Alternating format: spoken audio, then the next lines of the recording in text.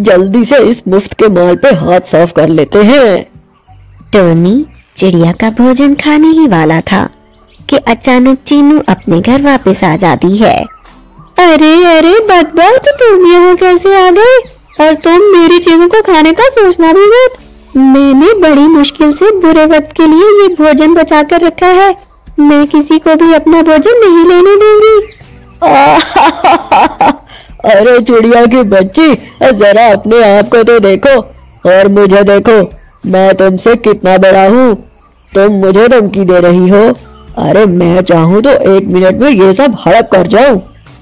चीनू ने 1 मिनट के लिए कुछ सोचा और फिर बोली, देखो टोनी भैया, शायद तुम ठीक ही कह रहे हो।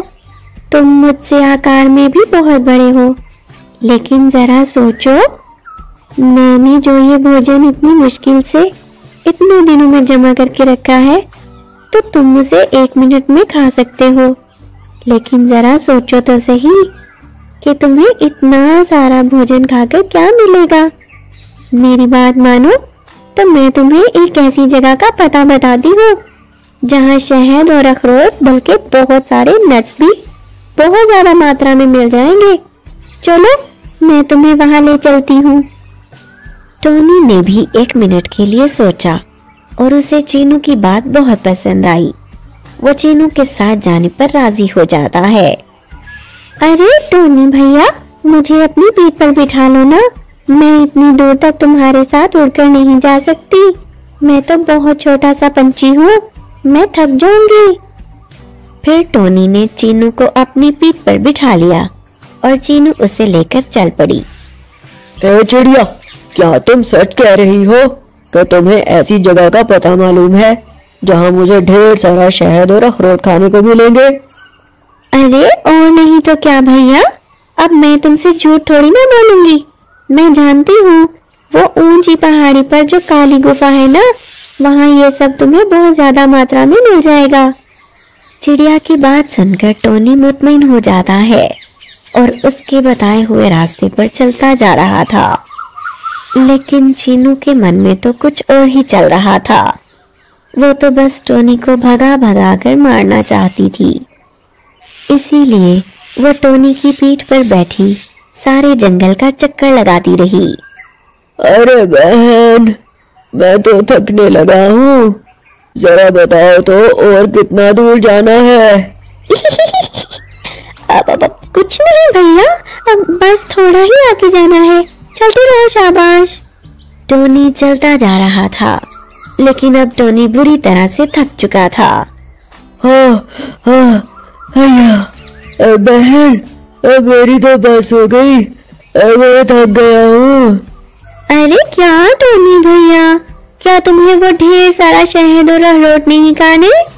चलो चलो, हिम्मत करो, शाबाश, बस थोड़ा ही दूर रह गया है, चलते रहो।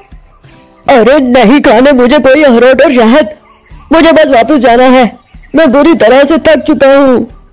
बस बस बस, लो पहुँच गए। कहाँ था ना, बस थोड़ा दूर है।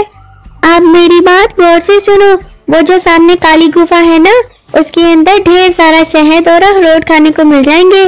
बस मेरा काम था तुम्हें पता बताना। अब तुम जाओ, मैं वापस जा रही हूँ। ऐसा कहकर चीनू वापस चली जाती है और टोनी गुफा को देखकर खुश हो जाता है। वो खुशी खुशी उस काली गुफा में गया, लेकिन वो ये नहीं जानता था कि वो गुफा तो शेरों की गुफा थी। फिर जैसे ही टोनी उस गुफा तक पहुंचा, उसे अंदर से शेर बादशाह के धाड़ने की आवाज आई। अरे मर गया रे, लगता है इस चीनू की बच्ची ने मुझे चूना लगाया है। ये तो शेर बादशाह के रहने की जगह है और मैं यहाँ कैसे आ गया? चल भाई टोनी, भाग ले यहाँ से, वरना आज तेरी खैर नहीं है।